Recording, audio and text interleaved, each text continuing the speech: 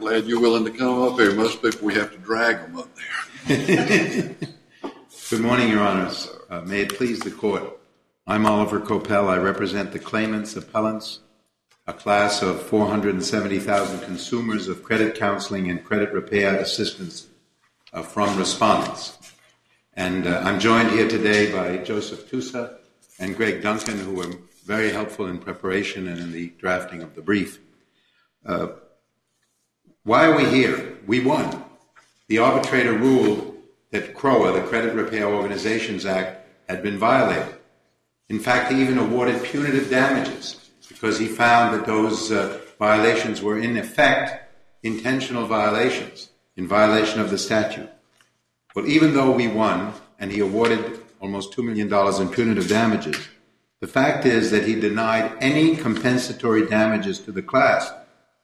In the face of awarding punitive damages, and in face of his ruling that the Credit Repair Violations Act is in fact violated, and the penalty provisions, which of course I'm going to talk about, require that all payments made by people who got the services of respondents had to be refunded, but that didn't happen. He also denied the reimbursement of costs. 1679 provides specifically that the prevailing party is entitled to costs and attorney's fees.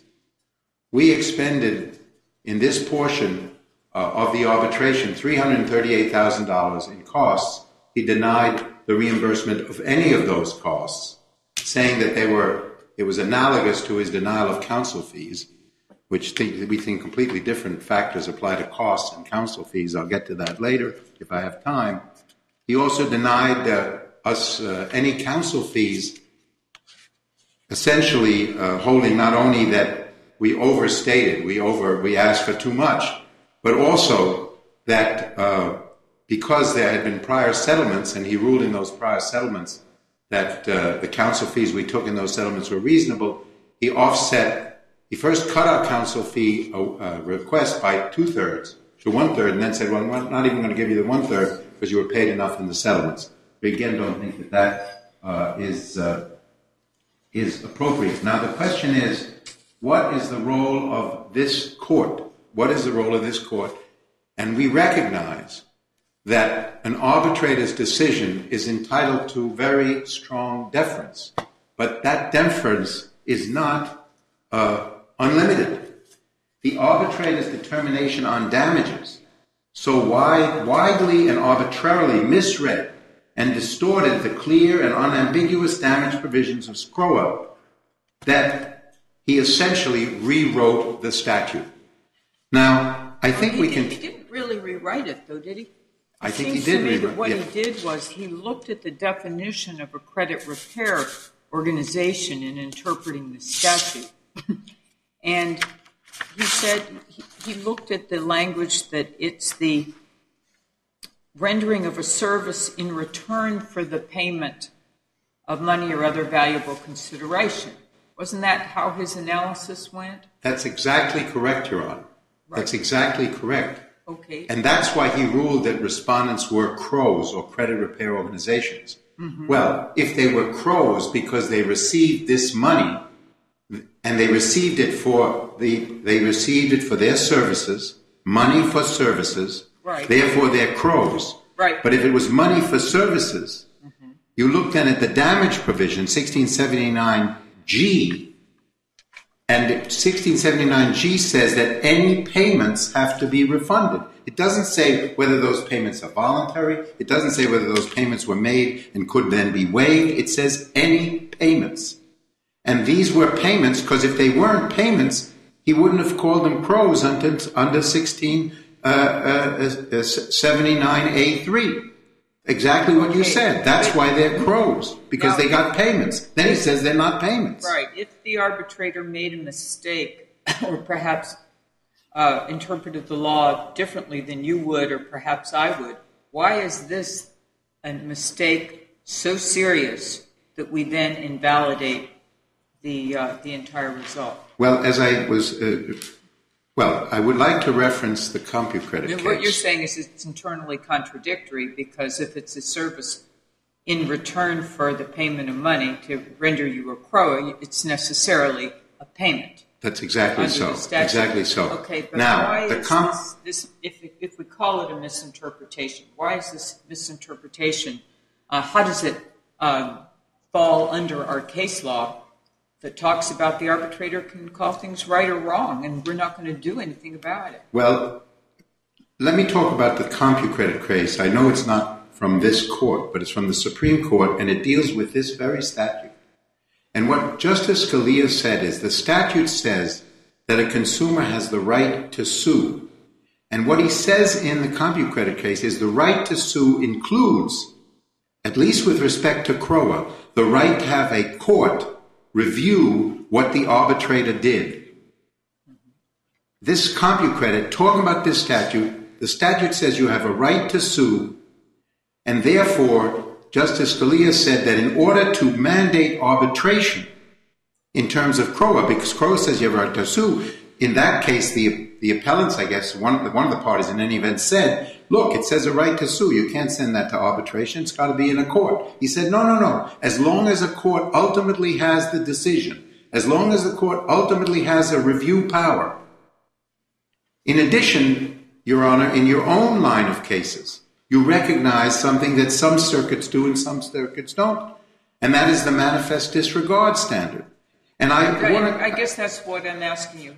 How is this a manifest disregard? Well, I mean, it may be circular logic, as you're pointing out, but how is it manifest disregard?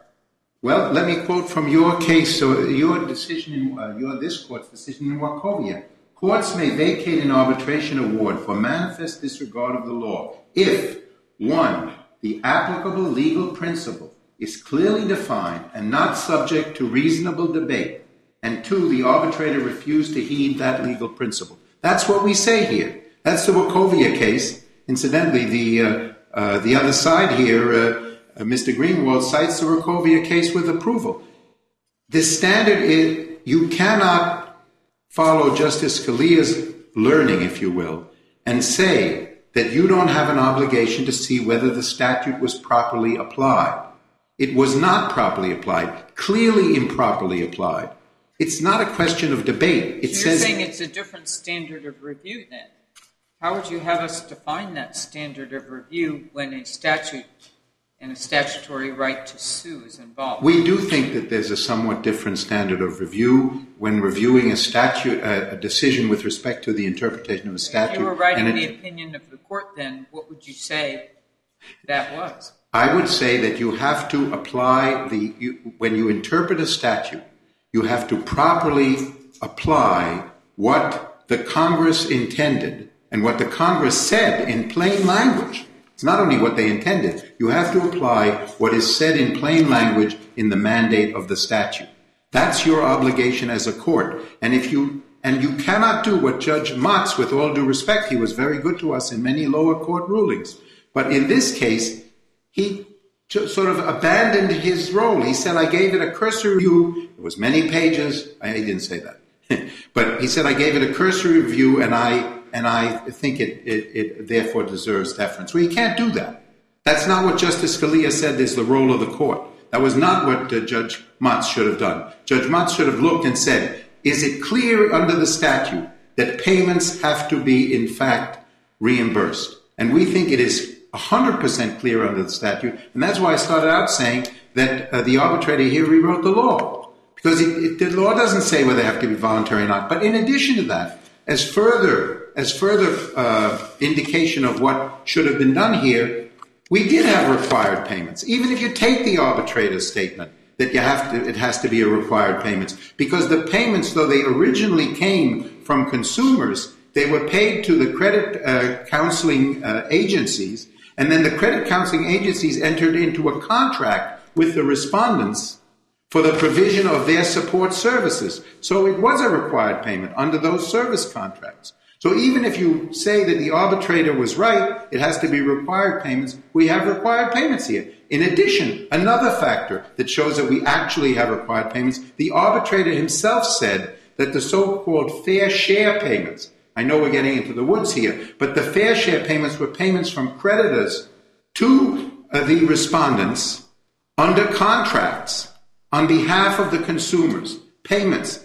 The arbitrator said, well, I can't award those payments because if I did, it would defeat predominance. Well, that's not an appropriate, that's not true. The fact of the matter is that the amount of those payments was set forth in discovery, and the individualized damage provision should not defeat predominance in the class action context. I think we have the Gunnels case that sets that forth. So we have required payments. First of all, I think that the payments of the so-called voluntary contributions were required payments. By the way, they were made by the consumers every month.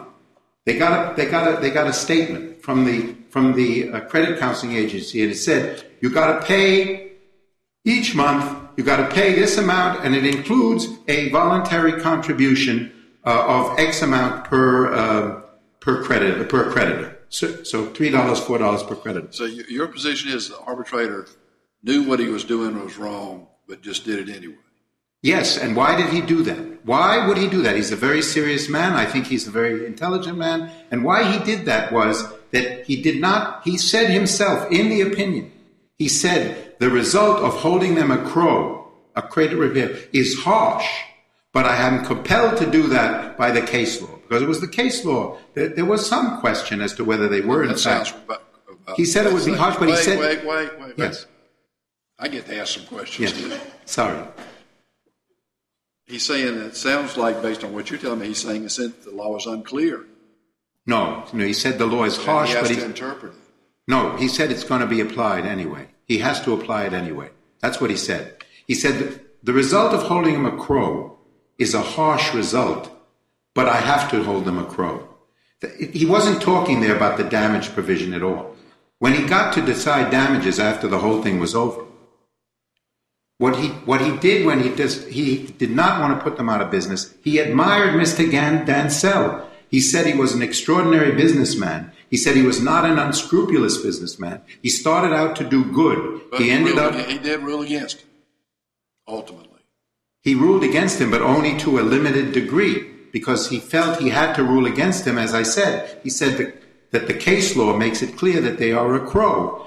It's also clear that they violated the Credit Repair Organizations Act. So he had to rule against them, but he didn't want to put them out of business. And it was clear that if he had ordered the repayment of all the payments respondents got, hundreds of millions of dollars, a couple $100 million, they would be out of business. He didn't want to do that. Well, unfortunately, the Congress, it's a strict liability statute.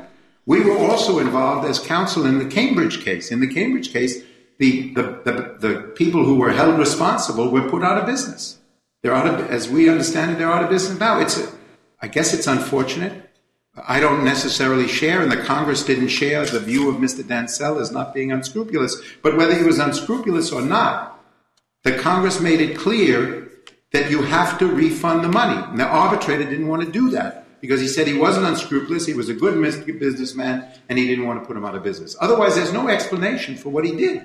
It's in clear. Not only is it in violation of the statute on the voluntary payments, but as I indicated just now, and we indicated, it's not. There were required payments. There were required payments under the service agreements, and there were required payments under the fair share provisions. So there were required payments. Also, what he did with respect to costs is totally inexplicable. Not only did he cut the costs by 2/3, saying he did it on the same basis as legal fees, but look, he cut the legal fees because he said our charges were too high on an hourly basis. He cut the legal fees because he said we did block billing. What does that have to do with costs? Nothing. Other factors he would have to do with costs. Nothing to do with that. He cut them by 1/3, and then he said he's going to charge them against what we now found was an excessive counsel award in the settlement cases, although he had found those awards to be fair and reasonable. And on legal fees themselves, he completely failed to apply the Johnson factors. It's clear from the McAfee case recently decided by Your Honors and a whole series of other cases. There's at least a dozen cases that say in order to determine counsel fees, you have to go through Johnson. There are 12 factors, a whole bunch of different factors, the quality of counsel, the amount of time, the amount of the fee award. There's a whole series of 12 factors that have to be applied. And courts do apply them, and arbitrators do apply them. And when the court applies them, that their decision is probably difficult to overturn, but he didn't apply them. He said what he said is he used a machete rather than a scalpel and concepts rather than calculations. You can't do that. That's beyond his powers, let alone in manifest disregard for the law. You just can't do that in determining counsel fees. So, Your Honors, I think that this case cannot stand as the arbitrator decided it. It is beyond the power of the arbitrator to do what he did under the Federal Arbitration Act, and it's in manifest disregard for the law under the precedents of this court. So we ask, Your Honors, to reverse the confirmation of the arbitrator's award in the instances that we have placed in appeal, reminding that the remainder of the arbitrator's award was not appealed by the respondents, and we accept those rulings. Thank you. Okay, thank you. Mr. Greenwald.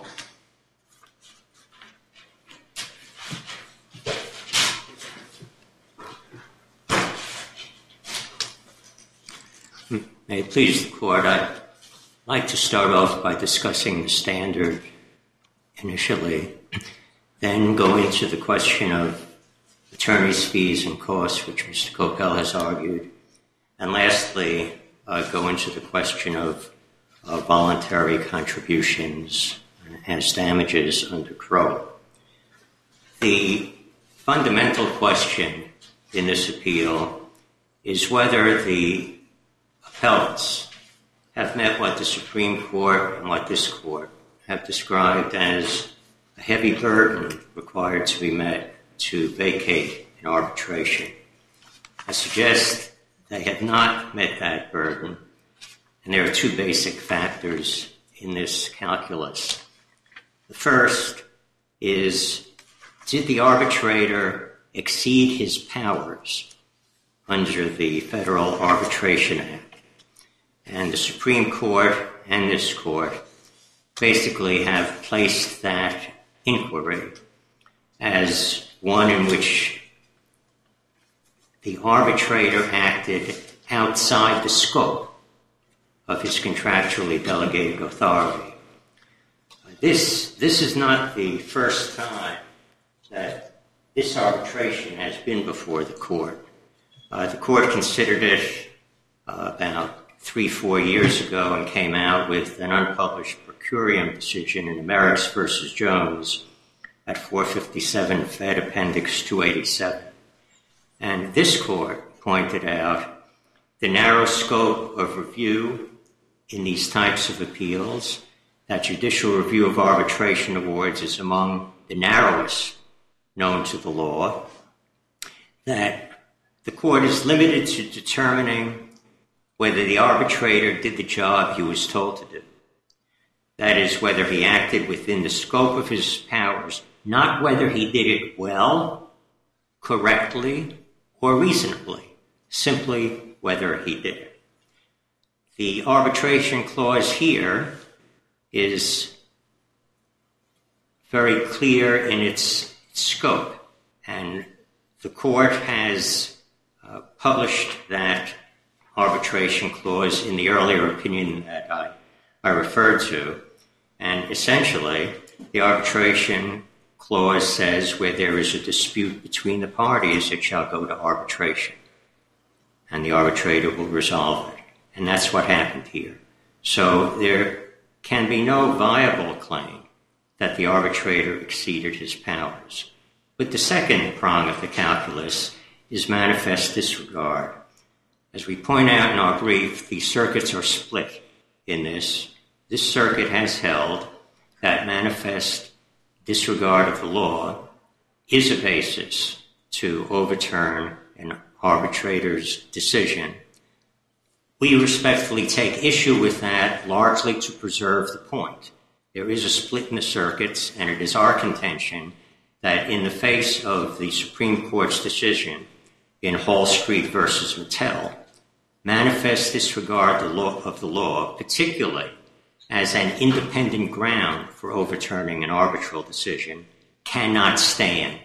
That is our position, but we understand this circuit has ruled otherwise, and so we'll take on the question of manifest disregard of the law. Here, I suggest that my friend Mr. Coppell is arguing no more than that the arbitrator erred in some of his conclusions. That is not manifest disregard of the law. Manifest disregard means literally disregarding it, ignoring it. If you run through his decision throughout, he sure didn't disregard anything. He very carefully considered the issues in the case, including the specific issues raised by Mr. Coppell, and he came out differently than he came out. We think he came out correctly, but if he didn't, that's not the standard. Here, the record shows that the arbitrator analyzed the contentions, did what the parties engaged him to do, and that is not manifest disregard of the law. Now, with respect to fees and costs, there... Are you finished on manifest disregard? Because it's a rather pointed point the appellants make as to the payments, categorizing payments in one way as to establishing a crow, and then as payments in another way. Would you address that? They say it's manifestly disregarding when it clearly is indisputable as to how you can come to a different conclusion. Would you address that, please? Yes, I will, Your Honor. The specific provision dealing with damages is set forth in CROA in section 1679 G small a 2, and that provides that if liability is established, actual damages constitutes the greater of the amount of any actual damage sustained by the consumer. That's not at issue in this case. Or secondly, the amount paid by the person, being the consumer, to the credit repair organization. The critical words in that section, Your Honor, are the amount paid. What does the amount paid mean? The arbitrator took that on and went through a careful analysis of that. And he concluded that amount paid embraces a quid pro quo. That is, there has to be a transfer of funds. Where did that come from? Is that whole cloth? No, sir. It comes from Black's Law Dictionary, and there are at Why do least... you have to go to Black's Dictionary when you're looking at language that says amount paid? I mean, with all due respect to Black's Dictionary, it's amount paid. It means amounts you paid. I mean, I don't think it takes a rocket science to... Why do you have to go to Black's for that? Your Honor, it's not only Black's Law Dictionary, which says specifically that the definition of paid means an exchange of money for something. I give you money, you give me services. That is an amount paid. That definition is supported by at least 2 decisions of courts of appeals. But did they get services? No. Didn't they get services? Yeah. Yes, but not in exchange for the voluntary contributions. And that's the point that Mr. Coppell overlooks. In this case, the only basis for his claim for damages was so-called voluntary contributions made by consumers. That was the only basis for damages at the trial level. The trial court, at some length, explained how the voluntary contributions worked and referred to evidence. There was substantial evidence on this point. And the point was that consumers were told, we encourage you to contribute something, but you don't have to. You will receive these services whether or not you contribute anything. And there was evidence in the case, Your Honor. There was an exhibit to which the arbitrator specifically referred, which showed something like 145,000 people in the class at one time or another did not make voluntary contributions, but still received the services under the DMP. So the quid pro quo with respect to voluntary contributions simply was not there. And that is the point. And the arbitrator went through this analysis and basically held that under his interpretation of the section, and I may have given you the wrong section number, 1679 GA1B. That's a specific section. The arbitrator went through an analysis of that provision and simply held that under the law as he interpreted, under the meaning of amounts paid as he interpreted it, voluntary contributions did not fit. Now, let me address the question that Judge Keenan asked earlier and that my friend Mr. Coppell argued about. There is another section in CROA, and that's 1679A3, which provides for a definition of CROA. And that says specifically that any person, and I'll skip some words, who performs any service in return for the payment of money is deemed to be a credit repair organization. That is a section which does not go to damages. It is the definition of a credit repair organization, and we were held to be a credit repair organization, and there was a basis in the record independently of these voluntary contributions to hold us a credit repair organization. We may disagree with what the arbitrator did, but that's what he did. And the other type of payment involved in this case is so-called fair share, which is a payment by a creditor to others. And basically the arbitrator held that we indirectly received fair share, and that puts us within the definition of credit repair organization. That is different than whether voluntary contributions constitute an amount paid within the damages section.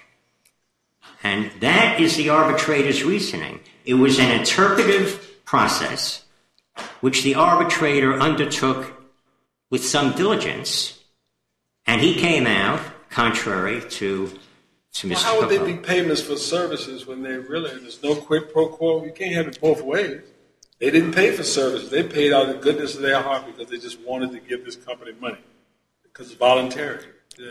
And the way my clients were basically people who provided back office services, accounting services, computer services, to the people who actually contracted with the consumers. And the way we received our compensation was twofold. We received money from the credit repair organization, not directly from the consumers, by way of fair share and by way of voluntary contributions. You're saying that you... Oh, I'm sorry, I interrupted you. No, go ahead, Your Honor. No, go ahead, please. All right. Well, and the point is that in order to recover damages, the burden was on them to show amounts paid. The question in the arbitrator's mind, and I submit accurately, was what do the words amounts paid mean? That's what he considered and analyzed. That's what he has authority for, the quid pro quo. And I understand Your Honor saying, well, you look at the word paid. If they paid something, what's all the fuss about? And the fuss, Your Honor, for purposes of interpreting the Credit Repair Organizations Act, is that amounts paid does have a meaning, a significant meaning, and the term paid carries with it a quid pro quo, and voluntary contributions do not carry with it a quid pro quo. That's how the arbitrator... So all you have to do to get around the congressional intent is to say, oh, no, they didn't pay anything. They volunteered to just give us this money. No matter how high profile this encouragement was, these people are already strapped financially, in need of help. And then you say, well, they volunteered. They didn't. So there's no quid pro quo, and then there's no damages. Well, it's a little bit more than that. I think you need to look at the evidence, and where the evidence is that the people who talk to consumers were instructed to tell the consumers, this is not mandatory, you don't have to do it. We appreciate you doing it, but you don't have to. And where you have about 145,000 consumers who, for one or more payments, did not make any contribution. Some of them made no contribution whatsoever. That is evidence upon which I suggest to you it's fair for an arbitrator to review and reach a decision about. And I fully understand what Your Honor is saying. And it could be that reasonable minds may differ on this, and that Your Honor, taking this ab initio, would reach a different conclusion. But the arbitrator was hired to do this. And that's what he did. His opinion on this is, and we've cited chapter and verse in our brief, is fairly detailed. And I think, based on a definitional analysis, it's correct. Could someone else have come out differently? Perhaps.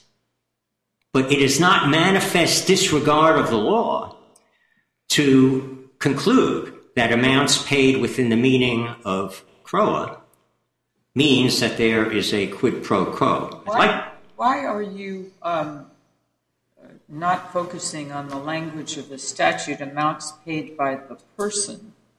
Doesn't by the person have some significance here? The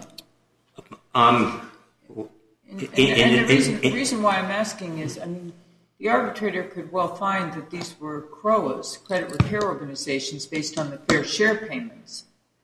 But the statute doesn't talk about payments by anybody. It talks about payments by the person. Well, and speak to that distinction, if you would. Does that help you, or does that hurt you? I think that helps us, Your Honor, in the sense that that language, payment by a person, meaning the consumer, basically is another prong about why my clients were not a CRO to begin with. Because the payments by a person... Now I'm talking about in terms of justifying the arbitrator's award of or refusal to award damages. Largely. Well, does the phrase "by the person" hurt or help you? I think that helps us, because the amount paid in the damages section has to be an amount paid by the person, the consumer. And if the consumer made a voluntary contribution as opposed to... Well, but they paid it. Whether they did it voluntarily or not, they paid it. Well, they didn't pay it if the amount paid, if the definition of amount paid means quid pro quo, as the arbitrator found, means provided money in exchange for something. And the evidence was substantial that that's not what happened, and that's what the arbitrator found. Doesn't this case really come down to the point that did the arbitrator manifestly disregard the law? Right. By relying on the definition of credit repair organization and its in return for services language, to then conclude that there was a requirement that the payments not be voluntary in interpreting the actual damages. Isn't that the issue here? Does this misinterpretation by the arbitrator constitute manifest disregard of the law, or merely calling it a different way that we might not agree with? Or am I missing the point? I think it's more than that, Your Honor. I think it's looking at the damages provision. If you look at the damages provision, what hits one in the face is the term amounts paid. And that raises the question of what does that mean? If it means voluntary contributions, then the arbitrator was wrong. I don't think that would constitute manifest disregard. Of course, that's his interpretation, and he had a basis for it. If it means that voluntary contributions are not embraced within the term amounts paid, then he was right. And there's simply no issue about manifest disregard. Well, that's tails I win and heads you lose. You just said, you basically just wrote out manifest disregard. You said because it wasn't required, then I win. If it was required, I win. It has to be at some point that it's so obvious that it's indisputable in terms that's what the law requires. You can't just say, I'm going to bring in something, quid pro quo and all these things, Black's Dictionary. And I suppose you can always find someone, you know how lawyers, we always can. You can always find some justification for anything.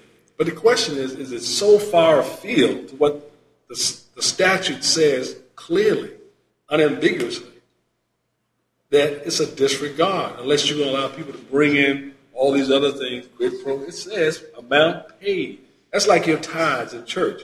You say, well, you didn't pay them because church didn't give you anything. It is, you paid your tithe. You paid a pledge to your university, your alma mater. You say, well, it's not paid because no, it's paid. It's the amount paid. I mean, and so if you're going to allow, and you start off by saying you disagree with this circuit, but this panel can't change the circuit's precedent. And we say that it is manifest disregard, and that's the question. But you just said it. I win either way, no matter what. Your Honor, my time is up. I'd like to respond, Go ahead. if I may.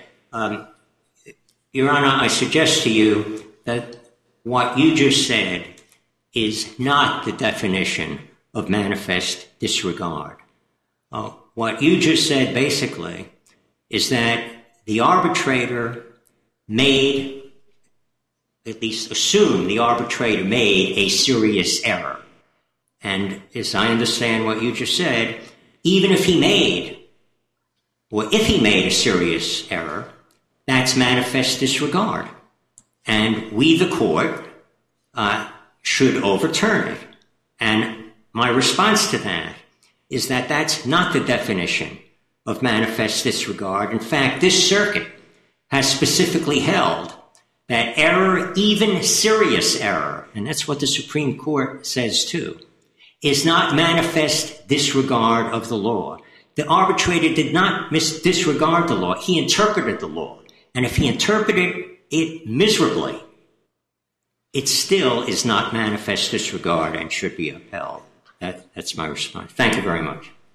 Thank you. All right, Mr. Capel, in reply. Thank you very much.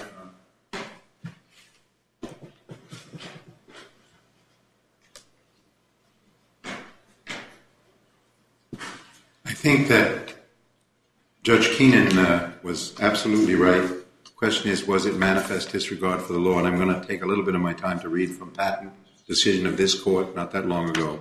The arbitrator has acted in manifest disregard of the law if he disregards or modifies unambiguous contract provisions. Now, we're talking about a statute, which there's a stronger issue there, but I'll get to that in a minute. Moreover, an award fails to draw its essence from the agreement if an arbitrator has based his award on his own personal notions of right and wrong. Such circumstance, the federal court has no choice but to refuse enforcement of the award. In this case, as explained below, the arbitrator disregarded the plain and unambiguous language of the governing arbitration agreement when he concluded that it included an implied one-year limitations period. In so doing, the arbitrator acted in manifest disregard of the law, failed to draw his award from the essence of the agreement. Put succinctly, the arbitrator appears to have revised the governing arbitration agreement on the basis of his own personal notions of right and wrong and imposed a limitations period on the parties that they had specifically rejected. When the arbitrator ignores the unambiguous language chosen by the parties, the arbitrator simply fails to do his job. Now, it says here, the arbitrator in this instance simply amended the agreement and thus acted without authority. Now, in that case, the arbitrator implied a statute of limitations. One could say he was just implying, his interpretation of the contract in that case wasn't a statute, was that the statute of limitations that was in a prior version of the contract was really intended by the parties. Now, that's not such a crazy idea, but the court said he can't do that. Even though said he was interpreting the contract, here we have a statute. Look not only at CompuCredit, look at Gilmer, look at Mitsubishi. The Supreme Court has made it clear. Look at your own decision in Markovia. With respect to a statute, the standard is strict. The court has to insert itself if the statute is violated. This is a statute that says any payments. Any payments include voluntary payments, plus any payments also include required payments under the service agreement and the fair share payments. Now, one of the arguments that Mr. Greenwald made was, well, the arbitrator could have decided required payments for the purposes of the definition of the CRO, that's 1679A3. He could have done it on the basis of fair share, but he didn't do it on the basis of fair share. He said later in his opinion he could also do it with respect to fair share, but he specifically was talking, and you look at his decision, he was specifically talking about the payments made by consumers. Now, the any person question Judge Keenan referred to was a good question. And it could have been, the arbitrator could have decided that this was not a payment from the individual consumer because it went through the CCA to the respondents. But he didn't decide that. He said the privity defense, he rejected it, and they didn't appeal that. So I think even if you ultimately said, well, it may be that this is not a payment from the person because it came through the CCAs and didn't come directly to the respondents, that argument was rejected by the arbitrator and not appealed. We don't think it's a good argument. We think the arbitrator was right. But that's the person argument. I don't think that the person argument really can be made at this point. And in fact, also in reality, these came from the persons. And Judge Gregory, you're entirely right. They got a statement every month. And the arbitrator, by the way, it's in the arbitration award. Every month they got a statement. It said, I believe it said, your donation will include a voluntary contribution of $3 per creditor. Now, is that not a payment, even though it may be voluntary, even though perhaps it could be waived? You know, you may get a fine in a traffic ticket, and they may waive it. Does that mean that it was not a fine? And if the payment of those fines were not payments? Clearly, these were payments, and clearly as payments, they have to be viewed as being refundable. There can be no, it seems to me, no legitimate dispute, and under the definition of manifest disregard, you have to find that the lack of a compensatory award requires a revision of the arbitrator's decision. The fact of the matter is, Mr. Greenwald said that the arbitrator did his job. He did not do his job. His job was to properly apply the federal statute.